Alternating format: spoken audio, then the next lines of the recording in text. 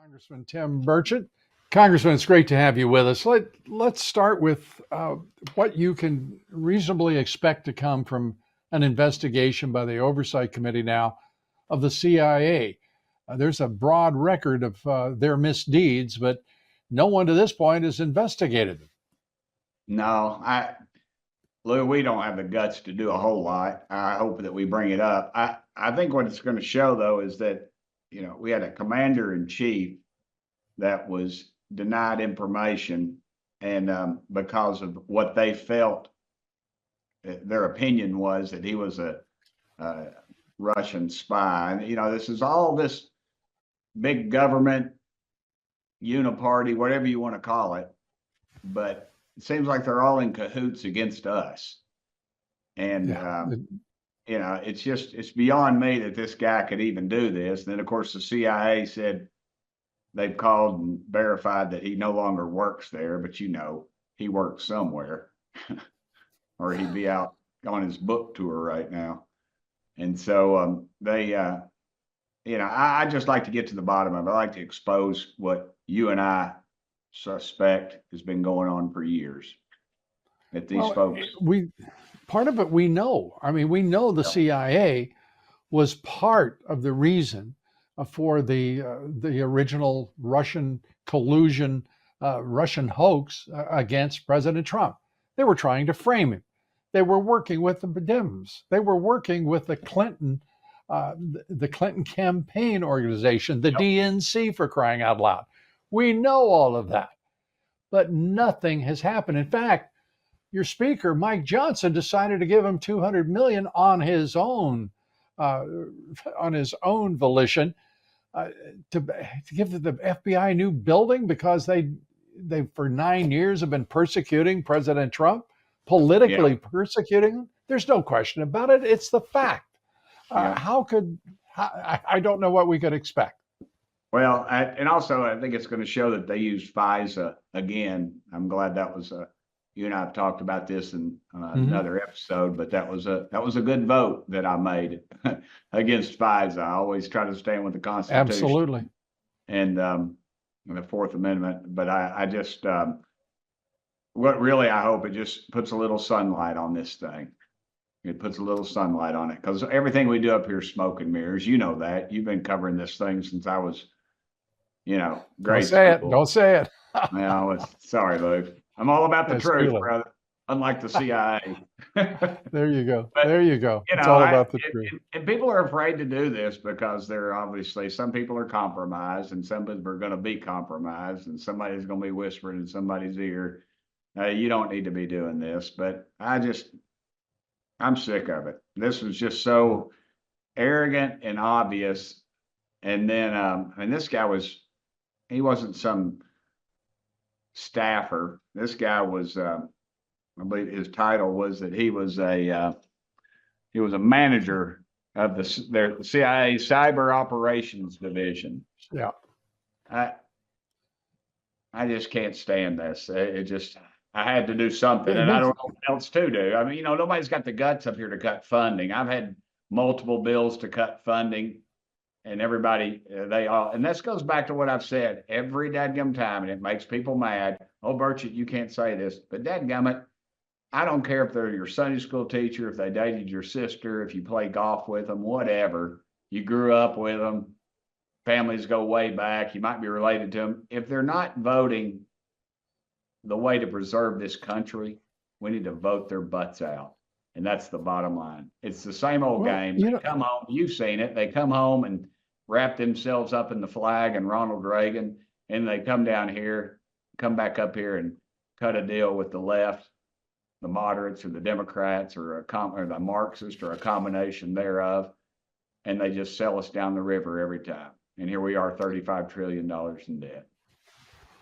Yeah, I can't think of an exception to that on Capitol Hill. I've never talked to so many congressmen who are talking about leaving Congress over the course of my career, and I've been covering it for a very long time, as you suggested. This is a different moment in history. Most of those, fortunately, that are leaving, I think it's fair to say a sizable majority of them are rhinos. because they know that they're at an end.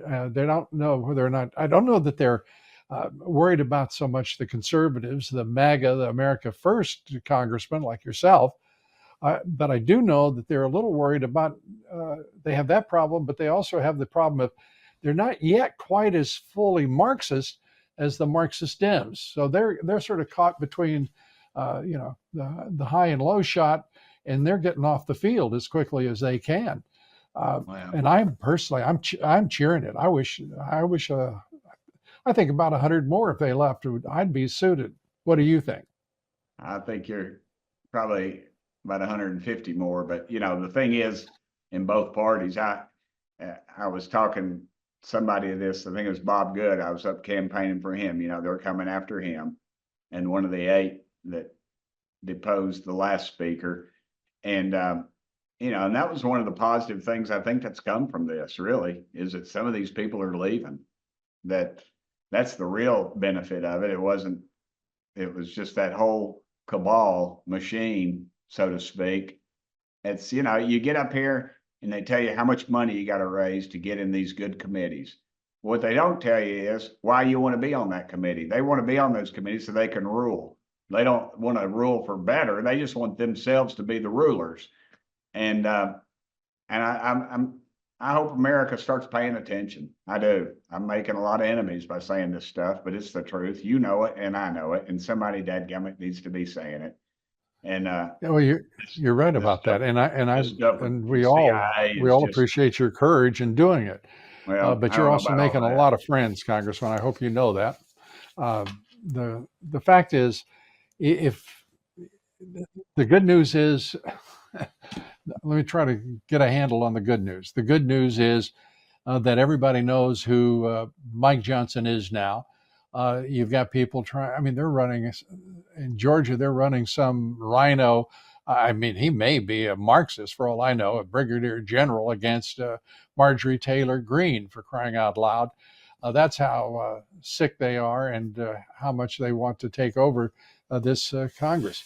I hope there is a campaign organization within the House that really has the intelligence and the savvy to get to Georgia, to get to your district, and make sure that these candidates are being funded the way they should, so that there's a good, strong shot at an honest election, and your victory in it, Marjorie Taylor Greene's victory. But they're sure coming after a lot of people, aren't they? Yes, sir, they are. I remember Matt Gaetz told me, he said it's not the overt, they're not paying them. It's just when they leave, and maybe they're paying them to leave, but you got to find out what they get when they do leave.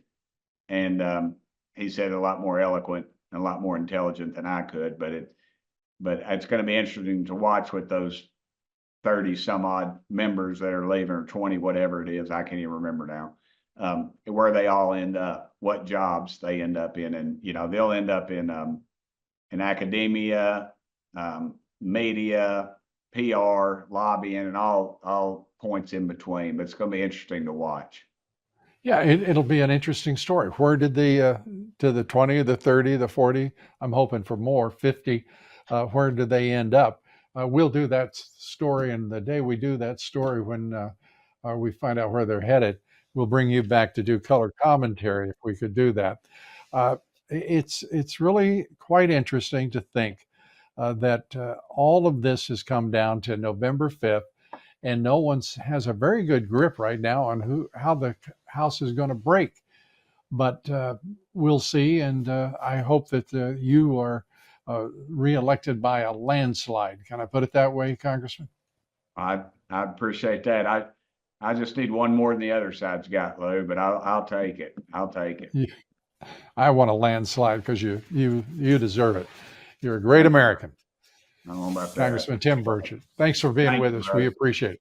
You bet. Sorry about the crack about your age, Lou. I'll correct that. Oh man, because nobody could look it up. I mean, I've only been in the public eye for about 50 years. It starts to add up after a while. It felt like 5 to me. When you talk about my age, understand, for me, you're bragging, because I'm here, and I'm still in the fight. Thanks, partner. Right on. Thank you, Lou.